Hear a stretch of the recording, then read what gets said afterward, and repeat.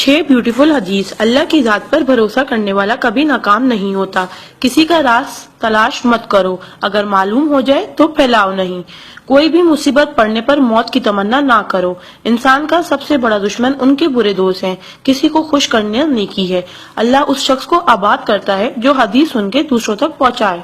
अगर ये दुआ आगे फॉरवर्ड ना करो तो वापस मुझे सेंड कर देना। प्यारे नबी करीम मोहम्मद सल्लल्लाहु अलैहि वसल्लम ने इरशाद फरमाया, वो शख्स जन्नती है जो रात को सोने से पहले सबको माफ करके सोए। और आप सल्लल्लाहु अलैहि वसल्लम ने ये भी फरमाया, जिसने भी मेरी इस हदीस को सुना और दूसरों तक पहुंचाया, क़यामत के दिन उसके लिए मेरे शफाए वाजिब होगी।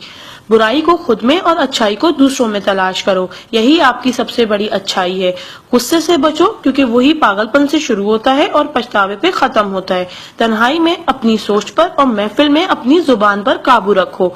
अल्लाह का जिक्र अपने हाथ की उंगलियों में किया करो, क्योंकि जब आप अपनी कब्र के अंधेरे में रहोगे तो ये उंगलियां रोशनी का काम करेंगी। यकीन और दुआ नजर नहीं आते मगर नामुमकिन को मुमकिन बना देते हैं। इंसान अगर 60 साल जीता है तो 31,53,06,000 मिनट जीता है, और इनमें से अल्लाह सिर्फ नमाज के लिए 5,47,500 मिनट यानी कि 60 साल में से सिर्फ 1 साल 1 महीना मांगता है, और हम दे भी नहीं सकते। ताज्जुब की बात है। नमाज को मिस ना करो। जब भी अपनों के साथ बैठो तो अल्हम्दुलिल्लाह कहो, क्योंकि कुछ लोग इन लम्हात को तरसते हैं।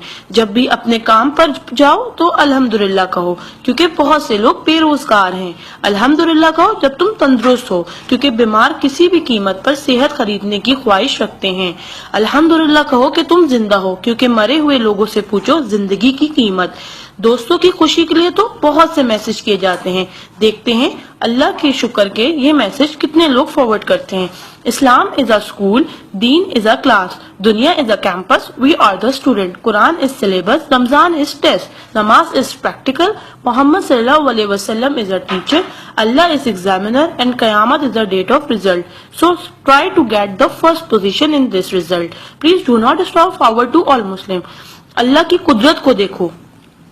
पानी आसमान की तरफ उठे तो भाप, आसमान से नीचे गिरे तो बारिश, जम के गिरे तो ओले, गिर कर जमे तो बर्फ, फूल की पत्ती पे गिरे तो शबनम, पत्ती से निकले तो अर्क, जमा हो जाए तो झील, बहने लगे तो नदी, आंखों से निकले तो आंसू, जिस्म से निकले तो पसीना, हजरत इस्माइल अलैहिस्सलाम के कदमों से निकले तो आबे जमजम, और हमारे और मेरे आका सल्लल्लाहु अलैहि वसल्लम की उंगलियों से निकले तो आबे कौसर। सुभान अल्लाह, सुभान अल्लाह, सुभान अल्लाह।